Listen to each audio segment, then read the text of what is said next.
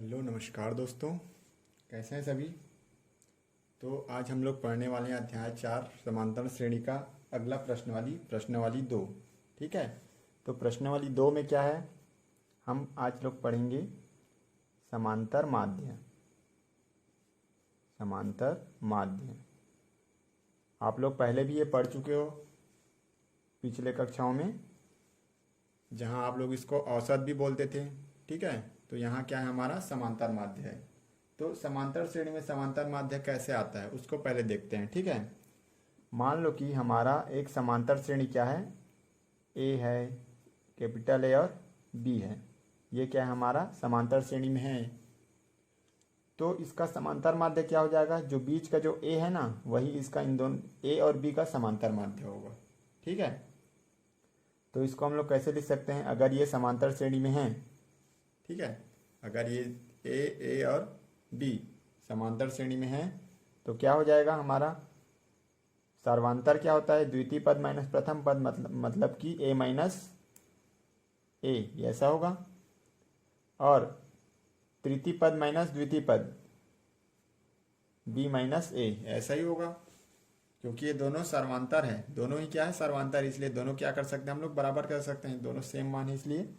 अब देखिए ए वालों को एक तरफ कर लेते हैं, ए प्लस ए, ये माइनस ए इधर आएगा तो प्लस ए हो जाएगा, और ये बी प्लस ए हो जाएगा, माइनस ए उधर जाके प्लस ए हो जाएगा। तो ये 2a बराबर क्या हो जाएगा, इसको कैसे जमा सकते हैं, ए प्लस बी। ए बराबर मैं क्या लिख सकता हूँ, ए प्लस बी बटे 2 लिख सकता हूँ। तो यही मेरा क्या है, समांतर माध्य का सूत्र है। तो इस प्रश्नवाली में इसी सूत्र का उपयोग करके हमको प्रश्नों को बनाना है। ठीक है। ये सूत्र आप लोग पहले भी पढ़ चुके हैं। कोई भी दो संख्याओं का योग मतलब कि आंकड़ों का योग बटे आंकड़ों की संख्या, ये भी क्या है, हमारा एक प्रकार का औसत ही है। देखिए आंकड़े कितने हैं, 2 हैं, बटे आंकड़ों की संख्या 2 है। ठीक है। और आंकड़ों का योग है, तो यही हमारा क्या है, समांतर माध्य है, और औसत इसी को बोलते हैं। ठीक है। तो इस समांतर श्रेणी में इस तरह से हम लोग क्या करेंगे, समांतर माध्य को निकालेंगे। अब कुछ प्रश्न है उसको देख लेते हैं। ठीक है। चलिए दोस्तों देखते हैं प्रश्नावली 2 का पहला प्रश्न क्या पूछा है। 1/2 और -1/2 का समांतर माध्य ज्ञात कीजिए। ये हमको बोला है, मतलब कि अगर इस सूत्र से तुलना करें तो हमारा a बराबर क्या दिया है, 1/2, और b बराबर क्या दिया है, -1/2। हम जानते हैं समांतर माध्य बराबर क्या होता है, a, समांतर माध्य a ही होता है। a बराबर क्या होता है, a प्लस बी बटे 2, यही होता है। मान को रख दो, तो क्या हो जाएगा, मैं यहीं पे लिख देता हूँ। ठीक है। तो a बराबर कितना है, 1/2 प्लस -1/2/2।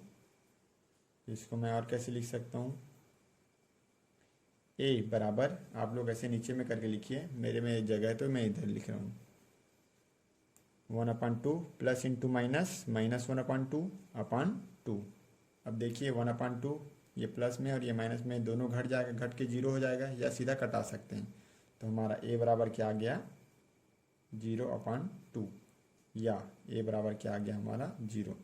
तो इनका जो समांतर माध्य है वो क्या आ जाएगा, 0 आ जाएगा, क्योंकि 1/2 और -1/2 के बीच कोई भी संख्या, जो दोनों का जो समांतर माध्य वो क्या है, हमारा 0 है। ठीक है। चलिए प्रश्न क्रमांक 3 देखते हैं। प्रश्न क्रमांक 2 आप लोग ट्राई कीजिएगा। तो क्या पूछा है, दो संख्याओं का समांतर माध्य 7 और गुणनफल क्या है, 45 है, संख्याएं ज्ञात कीजिए। तो कोई दो संख्याएं हैं, पहले मान लेते हैं। माना वे संख्याएं क्या है, ए या बी मान सकते हो, या एक्स और वाई मान सकते हो। एक्स और वाई मान लेते हैं, एक्स एवं वाई है। तो प्रश्नानुसार क्या हो जाएगा, इनका जो समांतर माध्य कितना है बोला है, 7 है, बोल दिया है। ठीक है। तो प्रश्नानुसार क्या हो जाएगा, एक्स धन वाई बटे 2 बराबर 7 होगा।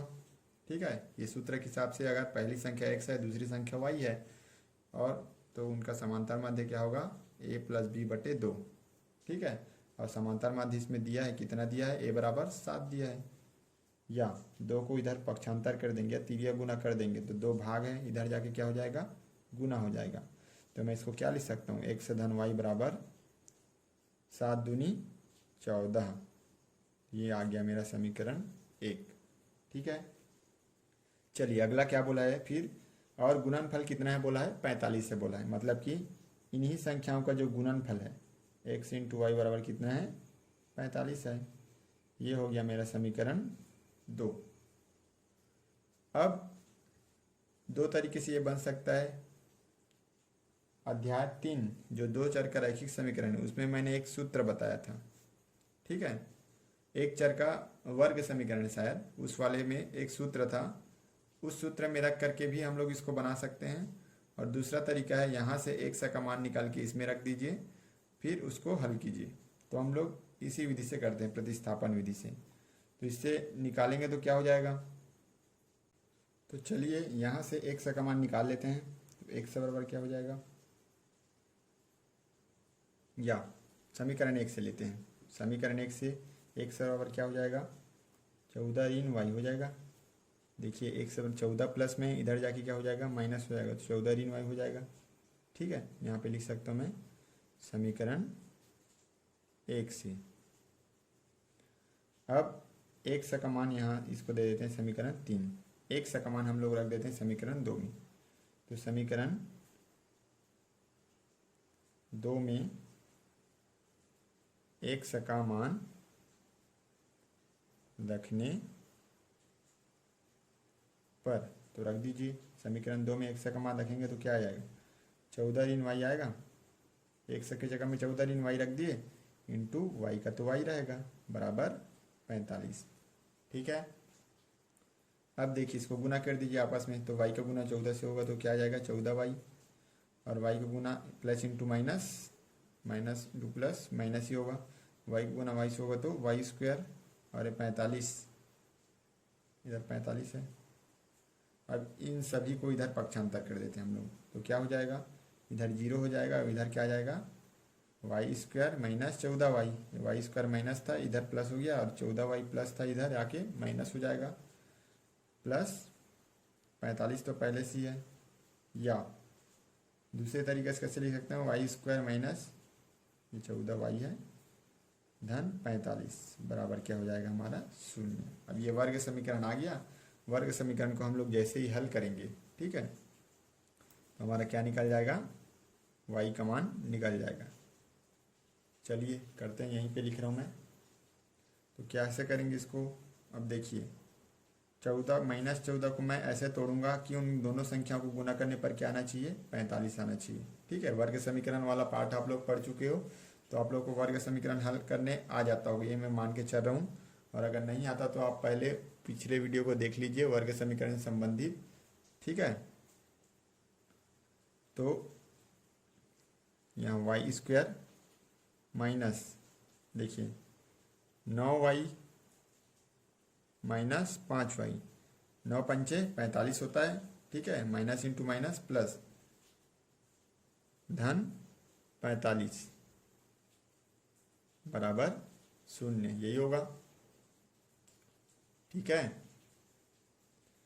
तो यहाँ में देखिए 9 5 14 भी होगा माइनस, अब यहाँ से y दोनों में कॉमन है तो y बाहर निकाल लेते हैं, तो क्या आ जाएगा y माइनस 9। यहाँ इन दोनों में -5 कॉमन निकाल लेते हैं। ठीक है, तो यहाँ y बचेगा, और यहाँ -5 निकाल गया तो क्या बचेगा फिर -9, यही बचेगा बराबर 0।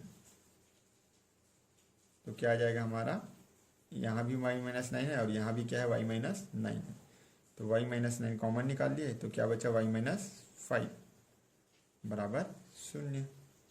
तो यहाँ दो मान आ रहा है, या तो y बराबर y माइनस 9 बराबर 0, या y माइनस 5 बराबर 0 होता है। तो y बराबर क्या हो गया 9, या y बराबर क्या हो जाएगा 5। अब ये जो y का मान है उसको अगर समीकरण 3 में हम लोग रखेंगे तो हमारा क्या आ जाएगा, x का मान आ जाएगा। तो रख दीजिए 3 में, समीकरण 3 में y का मान, थोड़ा सा छूट गया है सॉरी, y का मान रखने पर, तो रख दीजिए वाई का मान रखेंगे तो क्या आ जाएगा, यहाँ x बराबर 14 ऋण 9 करेंगे तो 5 आएगा, या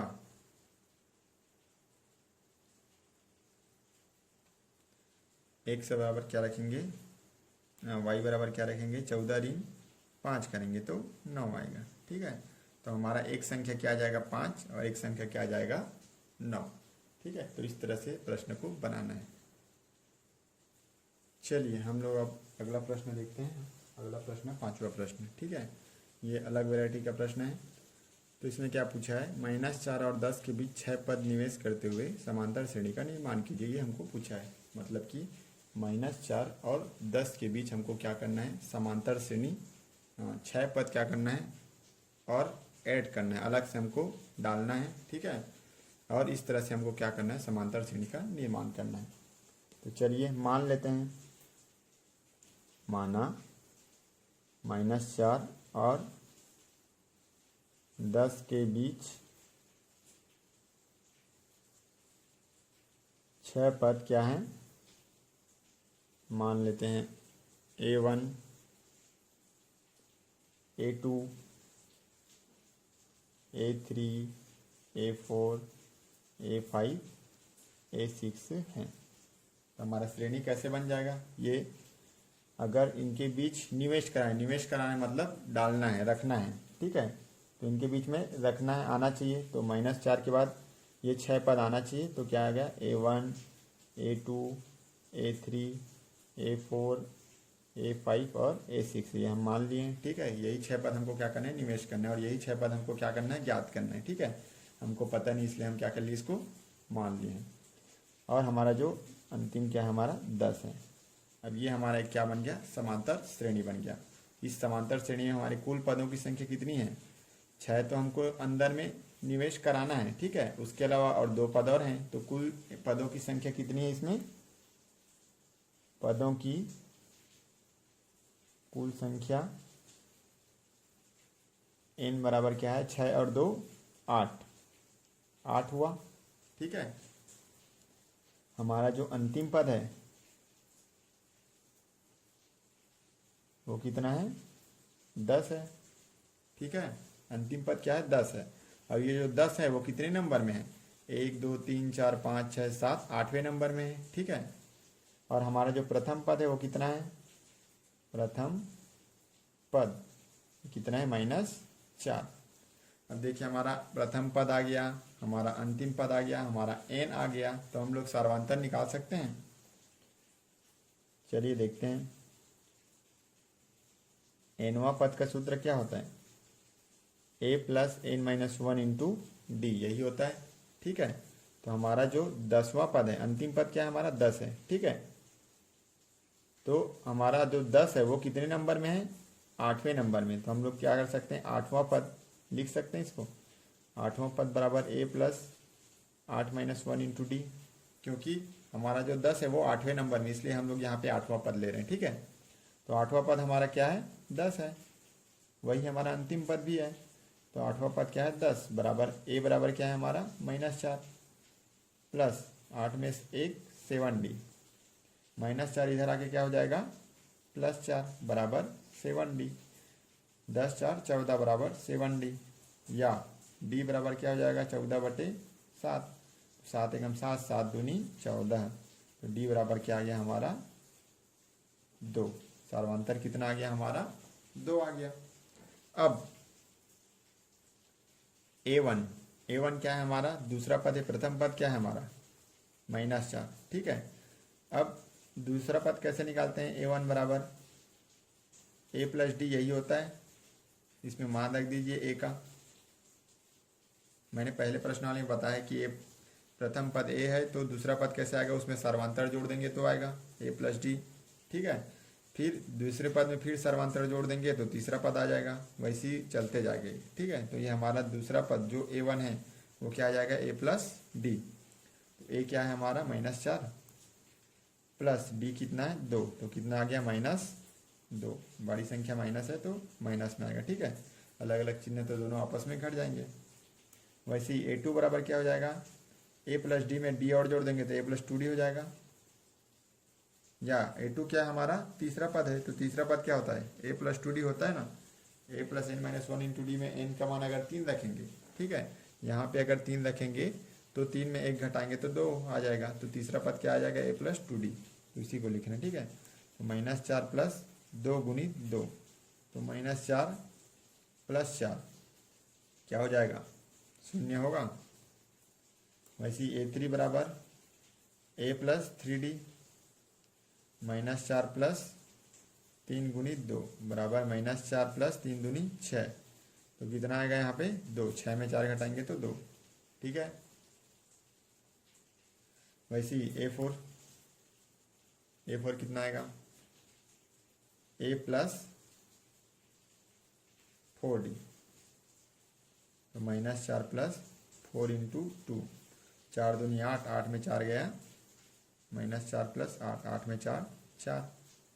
वैसे ही a5 a प्लस 5d, तो -4 प्लस 5 इंटू 2 बराबर -4 प्लस 10, 10 में 4 6। वैसे ही a6 से बराबर a प्लस 6d, ये कितना है -4 प्लस 6 इंटू 2, तो -4 प्लस 6 दूनी 12, 12 में 4 8, ठीक है। तो इस तरह से 6 हमारा a6 तक निकालना था ना, 6 पद निवेश करना था, तो हमारा 6 पद निकल गए। क्या क्या है a1 बराबर -2, a2 बराबर 0, a3 बराबर 2, a4 बराबर 4, a5 बराबर 6, a6 बराबर 8, और देखिए उसके बाद 10 आ गया। सबके बीच में अंतर भी समान है, देखो इसके -2 और 0 के बीच में -2 अंतर है, 2 का अंतर है, 0 और 2 के बीच में कितना है, इसमें भी 2 का अंतर, इसमें भी 2, इसमें सब में 2 का अंतर है, ठीक है। तो इस तरह से ये प्रश्न को बनाना है। प्रश्न क्रमांक 6 भी सेम ऐसे ही बनेगा, ठीक है। तो आज के वीडियो में इतना ही करते हैं, अगले वीडियो में कुछ क्वेश्चन और बचे उसको मैं बताऊंगा, ठीक है। Thank you.